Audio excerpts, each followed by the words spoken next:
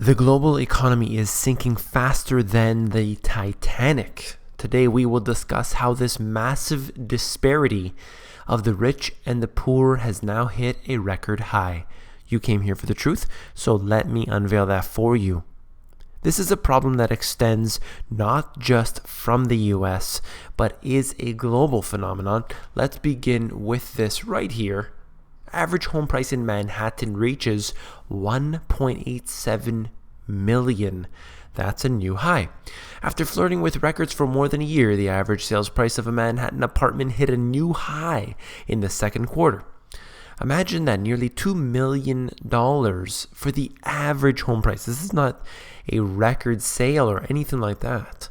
A strong local economy combined with a high demand and not enough listings pushed the average sales price up 11% to $1.87 million compared with 2014. Think about that for a second. A strong local economy. The economy is dead. I will show you how that is the case. There are many reasons for these specific assets for going up in price here. Let's look at this as we see soaring Vancouver home prices spur anger toward foreign buyers. I'm not going to get into the article itself, just wanted to note that it's not just New York that is having that issue. Look at Vancouver as well. You see Toronto as well. In fact, there are many cities across the US and other places that have the same issue. Regular people, can't afford homes in their own cities. So what has been happening? They are choosing to rent. But what does that say about the prices of the homes? Are they overvalued? Or is it that the economy is doing terribly and individuals living within that city can't afford them? Well, I would suggest that both are in fact an issue. Let's look at this though. On the opposite end of the spectrum, you have Lloyd Blankfein. This individual right here, the top person from Goldman Sachs, made hundreds of partners rich when it went public in 1999. Its performance since then has turned Lloyd Blankfein into a billionaire. The chief executive officer of the Wall Street Bank for the past 9 years, Blankfein has seen his net worth surge to about $1.1 billion as the firm's shares quadrupled since the IPO. There is more information in the article. All I wanted to get to was the fact that this individual now is worth over $1 billion. How does this all happen? Well, I'll just get into it right now, that we have this issue of bailouts. These companies get the bailouts every single time there's an issue with the economy. So more money is funneled from the people and into the hands of the elite. And Lloyd Blankfein is definitely one of those. You can see how Goldman Sachs is intertwined with most governments around the world.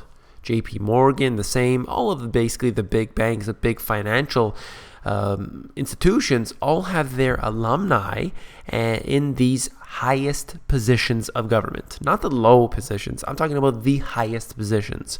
So when you figure that they are getting the bailouts all the time, it doesn't surprise me at all. Then we look at Google. Their share price surged after the company reported earnings, adding a total of $52 billion in market cap as of the start of trading, in the largest single day gain ever. This is incredible. $50 billion of market cap in such a short period of time.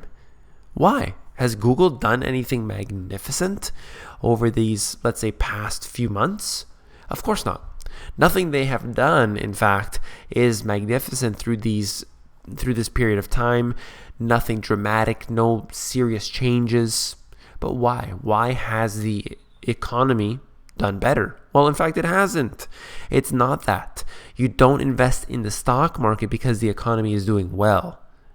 That's quite a difference from the fundamentals, because you're supposed to invest in particular assets when there is a bull market. Why is there a bull market? Well, you're supposed to believe that there are indicators of a booming economy.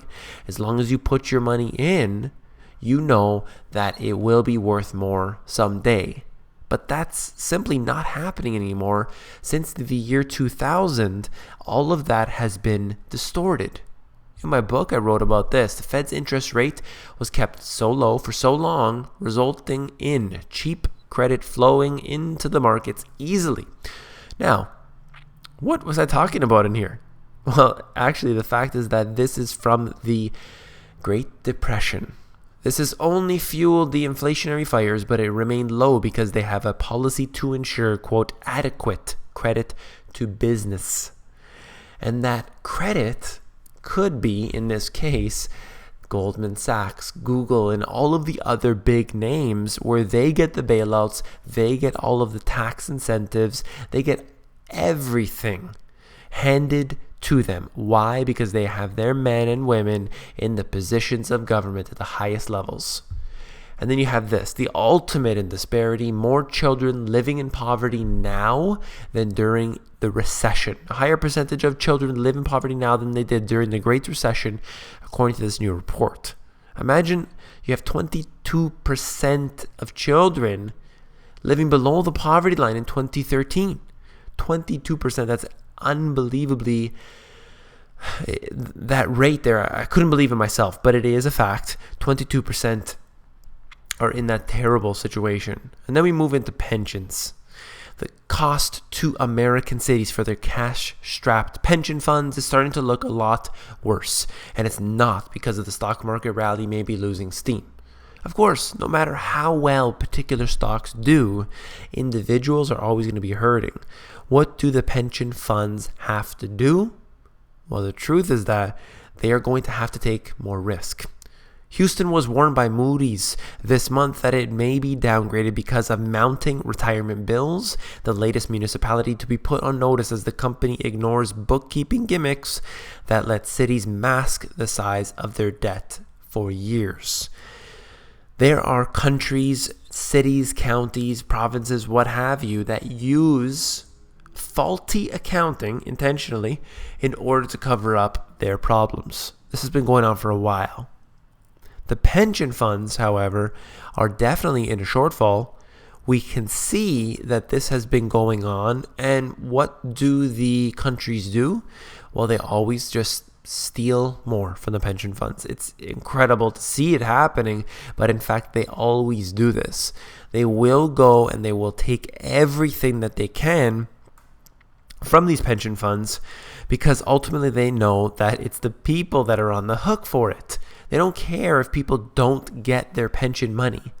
They will be there on the streets to meet them with the militarized police. I assure you, pensions are what people rely on. They're literally retiring with the fact that they believe they'll be getting money after 10 years, 20 years down the road. But that's not the case. It's not going to happen. People are going to be in very, very big trouble when this all comes to a head. This is going to happen. If you found this video informative, please give me a thumbs up. And last but not least, if you found this informative, I know you'll find my book, The Money GPS, even more informative. You can actually flip through the book. If you go over to Amazon, they have a look inside feature, which allows you to flip through the book and see if you like it. Take care.